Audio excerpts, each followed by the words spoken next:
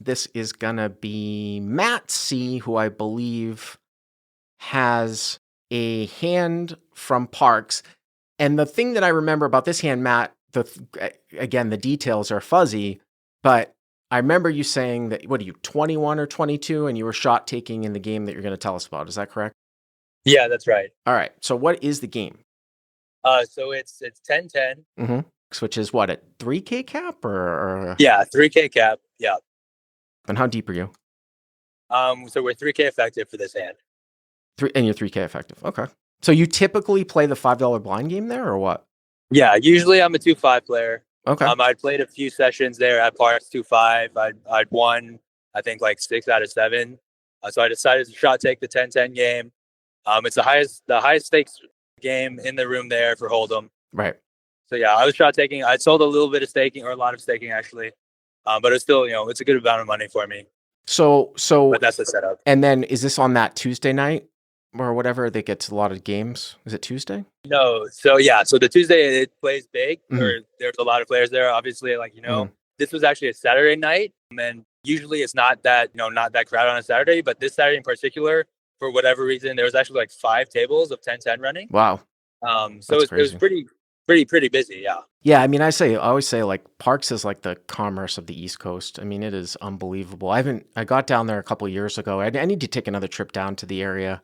Maybe I will do that in the spring. Mike and I were talking about it, but yeah, it's amazing how many games there are. All right. So 3K cap, 3K effective, 10-10, 5 10-10 games. All right. And maybe some of the people know you're shot taking, maybe if they see you at 2-5, right? Yeah. Okay. So it's 10-10-20. The straddle is on every hand. Okay. Every player agreed. Mm-hmm. But yeah, that's the setup. All right. I open under the gun +2 to 50. I have the 10 of diamonds and the 10 of clubs. Open to 50. Is that what people were opening to? Just to 50? Yeah. Okay. That's standard. Yeah. Okay. And then Cutoff, who is a reg. He's I've seen him play 10-10 a lot. He 3-bets me to 170 from the cutoff. All right. So the cutoff is a 10-10 reg. 3-bets you to 170. Yes. Okay. And then he's the effective stack. He's 3K effective. I cover him. And so I call. So your heads up. Yeah, we're heads up. Gets folded back around to you. So your calls. I think that's pretty standard so far. So 343. So maybe like 370, 380 in the pot, something like that. 370. All right. 10-10. Okay. Flop is Jack of Hearts, 10 of Hearts, and then an offsuit 5. So like 5 of clubs. Jack of Hearts, 10 of Hearts, 5 of clubs. So you flop middle set here on a very textured board. Well, looking good. I mean, you're only 150 BBs deep too. Like the interesting thing about this though is that it actually is. I always talk about usually live hands play shallower than they look on paper. And what I mean by that is because usually people use larger sizings pre, where when you see a 4X open, like if you're just playing straight 5-5 and it goes to like 20, and then a 3-bet is to like 70, and then there's a call, it doesn't take long for it to get super, super shallow. The interesting thing about this is that you were actually kind of using almost like online sizings almost, so it's not quite as big. The pot's 370, but I like your spot, obviously. Yeah. So obviously, I think I have the best hand here. I check in flow. He goes 140. 140. Yeah. So cutoff bets 140. And I think that unlike if the board was like 10 deuce deuce or 10 deuce 4 or some sort of board where it wasn't, when you have a board that you can allow somebody to like fire multiple times or run into top pair, value own themselves, and you flop like a hand like top set, there definitely is a case to be made for slow playing. But on this board, I mean, I think I would almost always raise here or raise with a very high frequency. Yeah, I agree. Sure. I think my hand has a lot of urgency here. I definitely think I have the best hand, but we're very deep. I kind of want to pile some money in. So I check raise. I make it 340. Just 340? Yeah. So hero raises to 340. I mean, that's really small. That's very small. In retrospect, I definitely think I should have gone a lot bigger here. Maybe even like 450, maybe even 500. A pot size raise. So if the pot was 370, 140, 140, 280 would be what? 650. You'd be raising 650 on top. I mean, a pot size raise would be like 790. That would be like if you were playing PLO and you wanted to raise pot, it would be to 790. It would be to, yeah, right? 280. It would be to 790. So that's way less than even half the size of the pot. It's just really, really small. What were you thinking? Like, why did you choose this sizing? I'll be honest. I think this was kind of definitely the first mistake I made here. In retrospect, like I said, I should have gone bigger. I think I wanted to, price in some of his, more marginal hand. Like some sort of, see if he would float. Like a jack or something like that? Yeah. The only thing about that is like you don't usually see that much in 3-bet pots. Plus, it's not like he didn't take the type of sizing that was so small where you start to supposed to have some of those like king jack raises from out of position. Like you can't just let a guy bet like $50 into 370, even in a 3-bet pot, right? Like say he made a C bet of like 50, something stupid. Yeah, then you're supposed to like make some of those types of raises. I mean, he bet 140, so it's not like crazy small. Anyways, I mean, I would have raised a lot larger. I think it sounds like you. The interesting thing about this though is that because you raise so small, just like kind of a small C bet, if this guy can, continues on with his hand with a call, he will be wider than if you had check raised to like 500-600. Like he's gonna have ace king and ace queen. You know what I mean? Like as opposed to like other times where he might just bet fold them if you raise like larger. So all right, so you raise to 340. Okay. He calls pretty quickly. All right, so cutoff calls. So 680 plus 370 is what, 1,050? Yeah. All right, so 1,050. And you guys have put in, so you probably have like 2,500 behind, something like that. Yeah. Okay. And then, so the turn comes, an offsuit 6. So like the 6 of spades, let's say. So no backdoor. Yeah. So that's a true brick. I mean, there aren't going to be many true bricks on Jack 10-5 with 2 flush, but this is a true brick. Okay. Yeah. So again, obviously, still think I have the best hand. And then here on this turn, I kind of wanted to size it where I could get like a pretty comfortable river jam for like about half pot. And this is where I made like kind of the big mistake in the hand. I asked him to kind of move his hands to see how much shift he had. He had about like 10 blacks and then 6 stacks. So 6 or 7 stacks. So I thought it was about like 1,700, maybe 1,750 behind total. Mm-hmm. But he actually had 25. Yes. The mistake here is that there are no $5 chips in this game. There's only $10 chips, which I wasn't used to, obviously, playing 2-5. Hey, I can totally, I mean, I've talked about this many times. I have this problem. I can totally relate. And I remember it too, specifically playing, I think at Bellagio's 510. They only use $10 chips.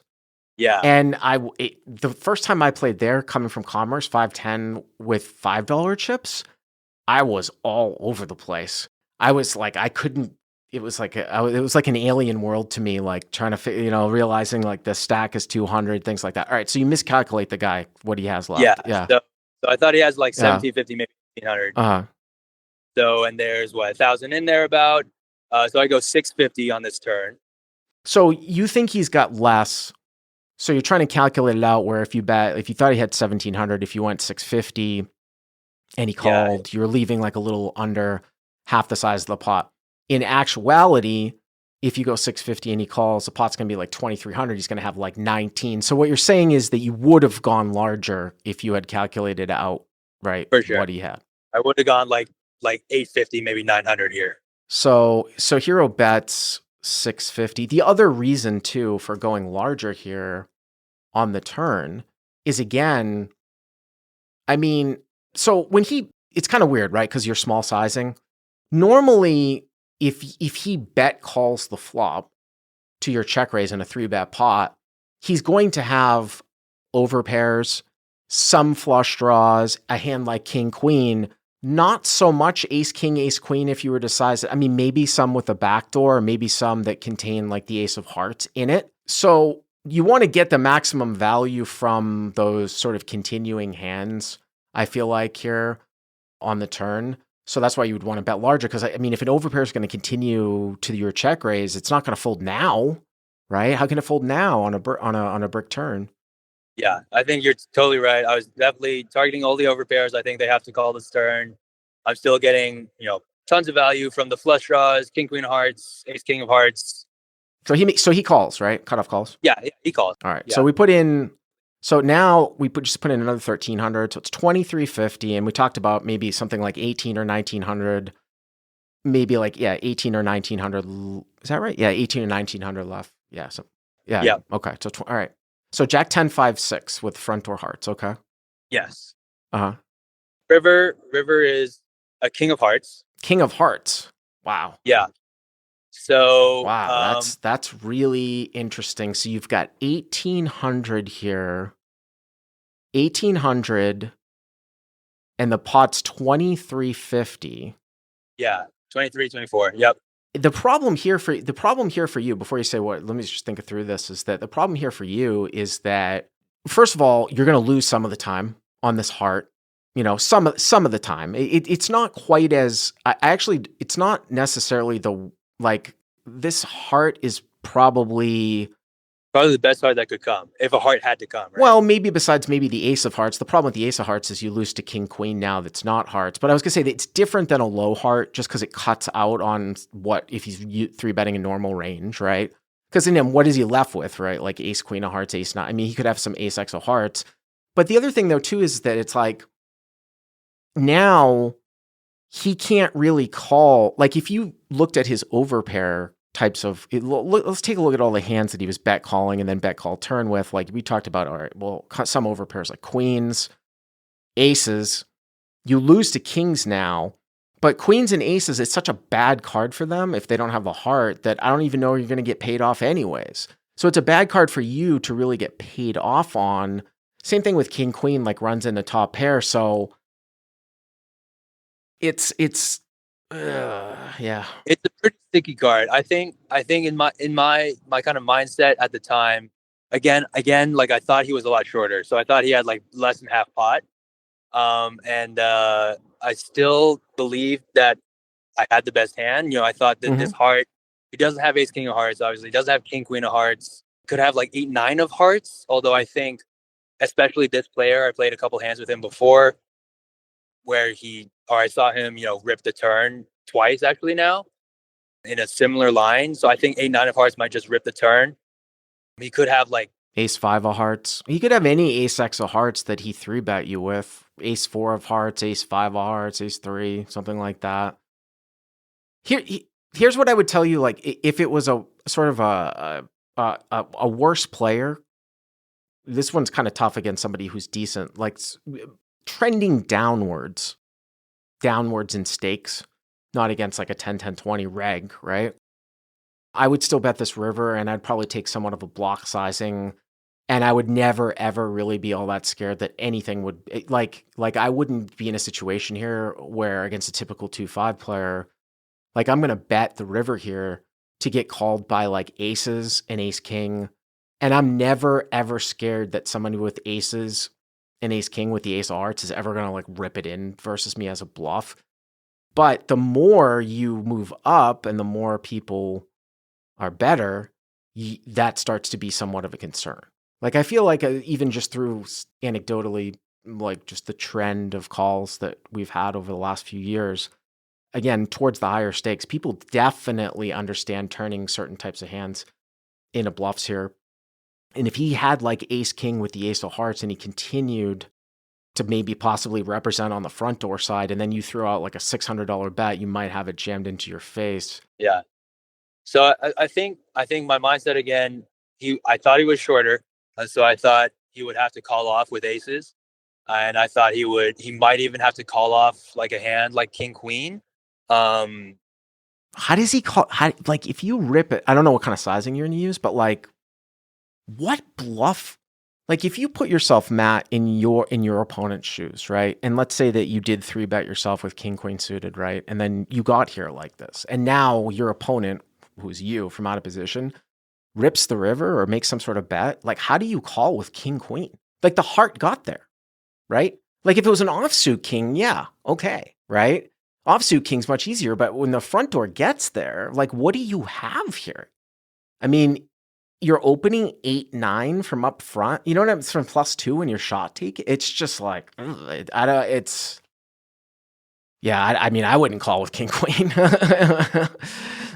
Yeah, so I think the biggest thing was that I didn't think he had a flush, and so I still thought I had the best hand. Yeah.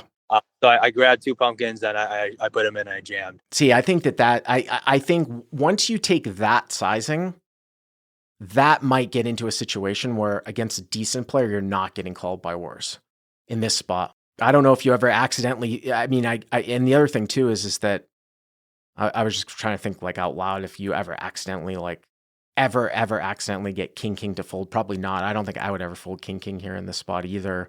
I would just hope that you were doing something with a set. So if you don't get king to fold, like I said, it's just so hard for me to call down. Yeah. You know, definitely thinking back on this, I think this is very thin. This is probably way too thin, especially with the stack that he actually had. He, for this to be profitable, he has to be calling off like king queen of spades on the turn and then calling off this river as well, or like king jack of clubs or something, which I don't think really ever happened. I mean, I know that there's a couple of guys in the live chat like Josh who plays in this game. I still think you can, I mean, obviously, if we're not talking about moving all in, we're talking about sometimes checking here. And then I always sometimes talk about, well, you can sometimes check to check fold.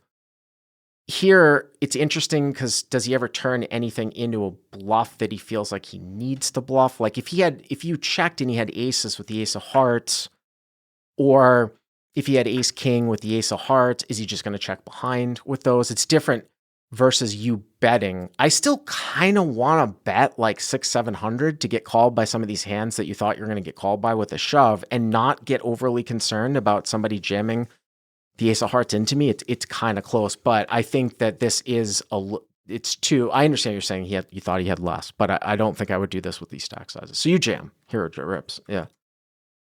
He went into a small tank. So once he started tanking, I thought it was good. Eventually, like 30 seconds later, he calls. I show the set, and he shows down ace queen of spades. Ace queen of spades. Yeah.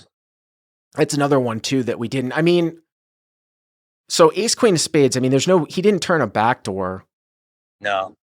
When you bet 650 on the turn into 1,050, and I guess theoretically, it's actually better for him to not have ace queen of clubs, I suppose. And what I mean by that is because if you're structuring correctly, you're going to have some backdoor flushing types of bluffs. So when he doesn't have the clubs, it gives you that opportunity. I'm just trying to think about how often is this a call to 60% with ace queen of spades?